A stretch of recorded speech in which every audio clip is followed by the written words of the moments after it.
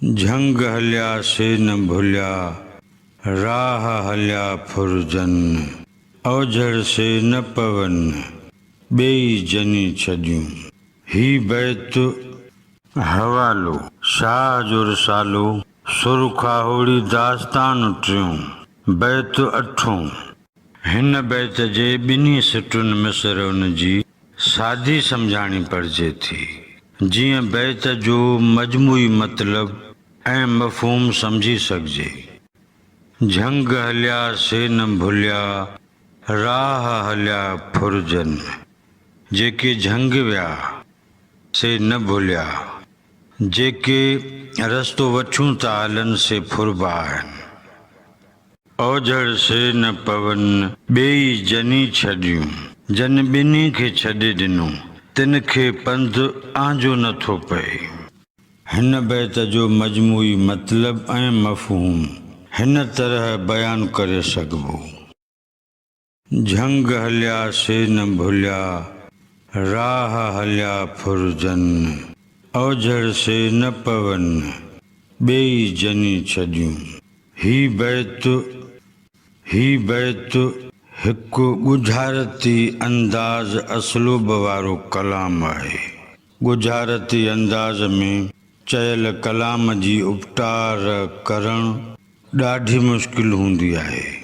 अहिड़ी ॿोलीअ खे खोलण लाइ कयास ऐं ज़न इस्तेमालु करे कलाम में समायल पैगाम खे परखे पुरिझे सघिजे थो।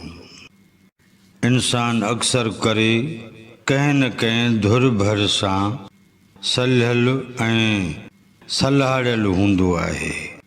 उन में का खाॿी धुर चइबी आहे, कंहिं धुर खे साॼी धुर चइबो आहे। हिकु धुर मस्बत हूंदी आहे त ॿी धुर मनफ़ी चइबी आहे। हिकु धुर सुठी आहे त ॿी धुर न सुठी आहे। हिकु पासो बहितर आहे त ॿियो पासो अबतर आहे। हिकिड़ा हिन जहान ऐं दुनिया जी ॻाल्हि कंदा आहिनि। के बहश्त कोठींदा आहिनि त के दोज़ख चवंदा आहिनि। के फ़ाइदे में ॻोल्हींदा आहिनि त के नुक़सान जे नाले कंदा आहिनि। मतिलबु त अहिड़ियूं या इहे ॿ शयूं जेके बैत में ॿुधायल आहिनि। ओझड़ से न पवन, ॿेई जनी छॾियूं। लतीफ़ साईं चवे थो त जेको इन ॿिन्ही जे फ़र्क़ खां ॿाहिरि थी बीहंदो या हलंदो या बेधुर हूंदो त उहो अहंजायूं ऐं औखाइप, सख़्तियूं ऐं सोख़तूं न सहंदो। खेसि ख़लल ख़राबो ख़सारो न थींदो। उन जी राह खोटी न थींदी।